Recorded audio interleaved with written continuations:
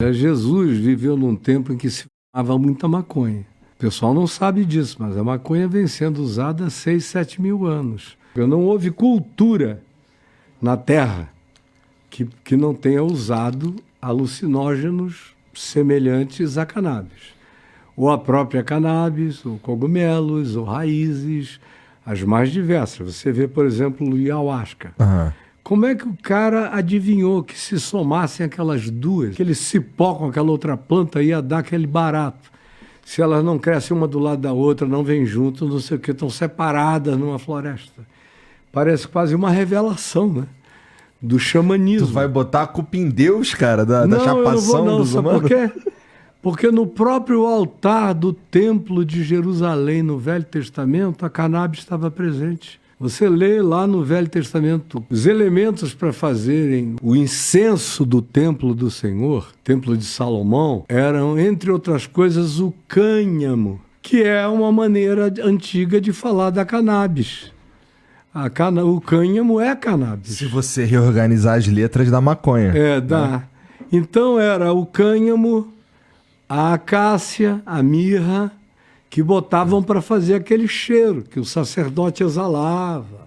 Você hoje tem descobertas arqueológicas em Israel de altares de um período anterior ao Templo de Salomão, onde os arqueólogos estão encontrando altares dedicados ao Deus de Israel, a El, daquela região de Serepta, de Sarok, de onde era Dalila, aquela região toda ali. Encontraram lugares onde o cânhamo era queimado como parte do sacrifício ao Senhor. Então, de onde é que veio esse ban, essa proibição? Veio dos americanos. Dos americanos em 1932, porque a lei seca não deu certo. Os caras quiseram emplacar a lei seca, o pessoal não parou de beber, os ricos e os brancos especialmente. E aí o que é que tinha? Os pretos fumavam maconha. Aí quando eles viram que não ia emplacar, eles transferiram o ban, a punição do álcool para a cannabis. E era muito conveniente, porque perseguia os pretos. Sim. E as plantações, e a economia dos negros. E toda essa cultura que a gente tem no Brasil hoje, ela deriva desse pensamento filha da puta que nasce nos Estados Unidos e a gente traz para cá como se fosse algo moral. E é uma das coisas mais burras do mundo. Eu estou te dizendo isso porque eu estudo esse assunto há muitos anos. Eu, quando me converti, passei a ser um estudioso do fenômeno e também de segurança pública. E tive um grande mestre na minha vida, que foi o doutor Nilo Batista, o doutor Nilo Batista que vive, foi governador do Rio, um dos maiores criminalistas do Brasil, foi secretário de Segurança do Rio de Janeiro também.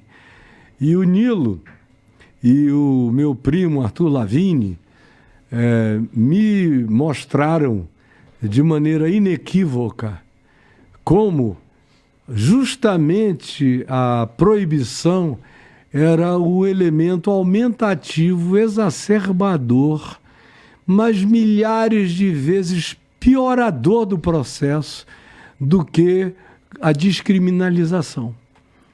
Eles não estavam defendendo a legalização, que num país atrasado como o Brasil, não é a Holanda, não é a Inglaterra, não é o Colorado nos Estados Unidos, não é, enfim, não é a Europa inteira, mas é um país tosco, muito burro, que não adianta, meteram isso na cabeça, e você pode apresentar os números, botaram na cabeça não o bagulho, essa loucura. Se tivessem posto o bagulho na cabeça, já teriam mudado de ideia. E sabe quem mais segura essa é a tal da bancada evangélica lá, pô. E os católicos também, porque é uma briga, vai ser uma briga de morte. Se tentarem descriminalizar essa situação. Então, a descriminalização é contida por eles. Você não precisa nem falar em legalização. Basta a descriminalização, por exemplo, da cannabis. E agora, cada vez mais, o mundo todo sabe que é um santo remédio, né? Você vê o que ele faz de positivo pelo Parkinson. É uma coisa chocante, meu amigo. Chocante, imediato. Os experimentos com Alzheimer são extraordinários. Para dor, fome, um canabidiol faz coisas extraordinárias por um bocado de gente. Agora, a gente mantém isso aí numa burrice louca, aí o tráfico de armas cresce absurdamente, para guardar a boca, gasta-se milhões de recursos a mais, corrompe-se a polícia muitas vezes, porque o mal policial, como eu assisti, eu fui capelão de Bangu 1, no auge de Bangu 1, no tempo do Escadinha, Gregório Gordo, William Professor, tal, no auge daqueles caras, eu ia toda terça e quinta pregar para eles. Se tornaram meus amigos, eu cuidei das famílias deles e dos filhos deles, botei todo mundo estudando. Sou amado pelas famílias deles até os dias de hoje. E eu via o que acontecia e via como eles eram monstrificados a partir de coisas que a mídia construía, que eram infinitamente maiores do que os próprios males que eles faziam em si. E depois, eu fui capelão de presídios muito tempo. E eu viajava de Bangu 1 para o gabinete do governador. E eu dizia para o governador, meu Deus, quanto mais vocês colocarem repressão, pior isso vai ficar. E só piorava, como só piora, nunca houve uma única melhora. Aí eu fui também fundador e presidente da Fábrica de Esperança durante os 10 anos que ela existiu, lá em Acari. Nós conseguimos reduzir o tráfico de drogas em Acari em 95%. Em 95%, levando as crianças, jovens e adolescentes e os pais para os 66 cursos que eu oferecia dentro da Fábrica de Esperança, atendendo 25 mil pessoas por dia. Foi o gerente do tráfego, naquela época, o Jerebel, que me falou, o senhor está acabando com o nosso negócio. Mas eu estou feliz da vida, porque os meus filhos terão futuro, reverendo, terão futuro. Continua, por favor, é para o senhor que eu quero perder essa parada. Então, eu sei o que dá certo e o que não dá certo. Não é de ler livros, é de fazer, praticar e ver a desmobilização do tráfico. Como eu ouvi o Marcinho VP uma vez conversando comigo no alto do Dona Marta, quando ele era o dono do morro, no início dos anos 90, ele falou, olha, isso vai piorar tanto. E aí ele me falou o que aconteceria nos próximos 40 anos, e o cara foi de uma exatidão profética extraordinária, inclusive em relação ao surgimento das milícias.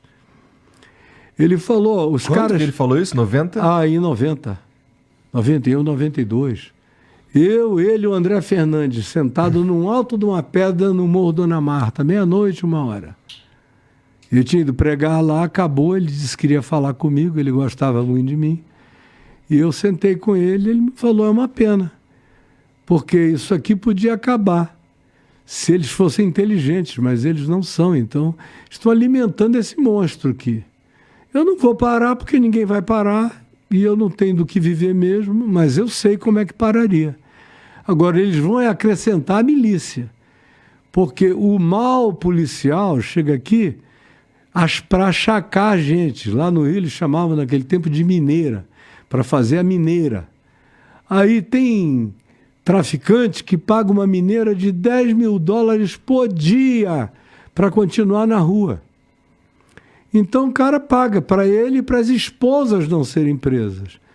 Esses caras só vão piorando cada vez mais. Naquele tempo, ele me dizia que 25% da polícia da repressão estava corrompida, que era chamada banda podre.